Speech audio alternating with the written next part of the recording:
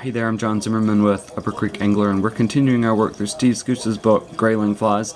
This is fly number 14, the Quill Shuttlecock Emerger. I'm going to start with a ginger-colored thread and work it midway down the shank of the hook, the number 14 emerger hook.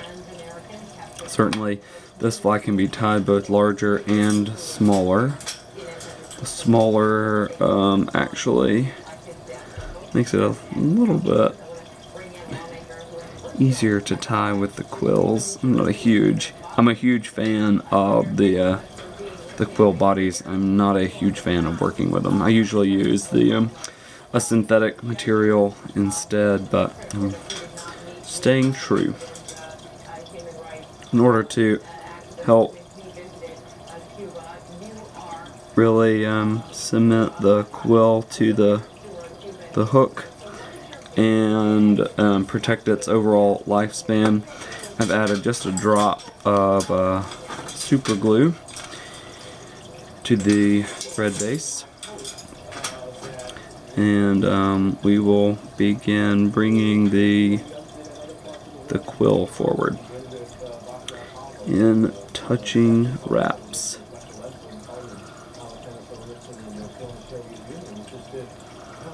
I'm using the rotary function of my vise just to help me out as I get around the point of the hook. If you do not have a rotary vise, I can't encourage them enough. Now, one of the real positives of going in and putting that drop of super glue down on the base there is that, let's say something terrible had happened and the brittle nature of the quill broke off in my hackle pliers. Well, all of my work would not have been undone because the super glue really helps to kind of bind those down. And if something awful does happen, like your quill breaks toward the top of the hackle pliers, you can still salvage this fly. The next thing that we're going to do is we're going to tie in our CDC. Find two nice long feathers.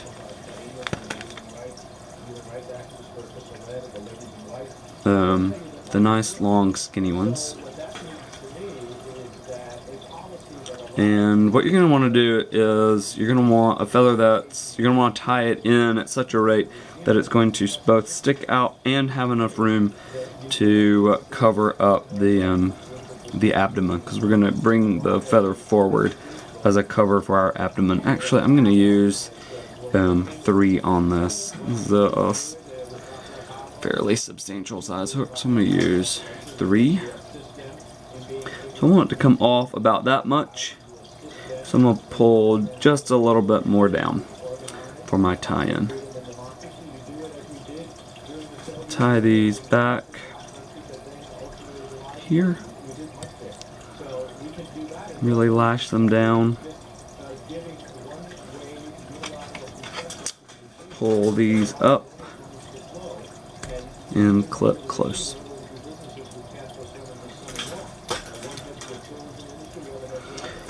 We'll dub the abdomen here with some squirrel dubbing, some stuff that's easy to pick out with a little brush.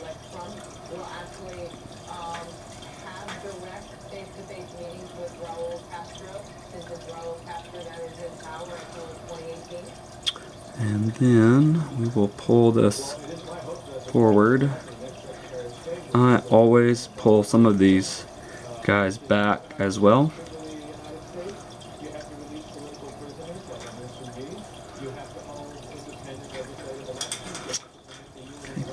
I'm going to actually tie those down a little bit further back on the abdomen. Sorry about that.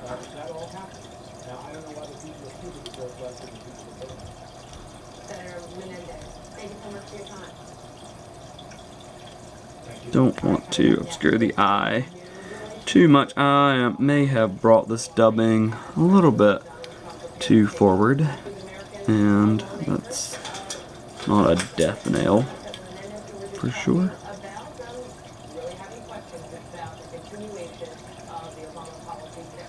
There we go. Now we'll come in and build up a very slight head down here.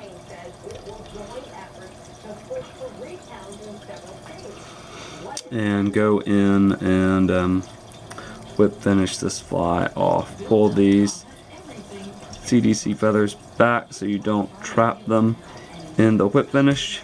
Ah! Let's try that again. Pull these back so you don't trap them in the whip finish.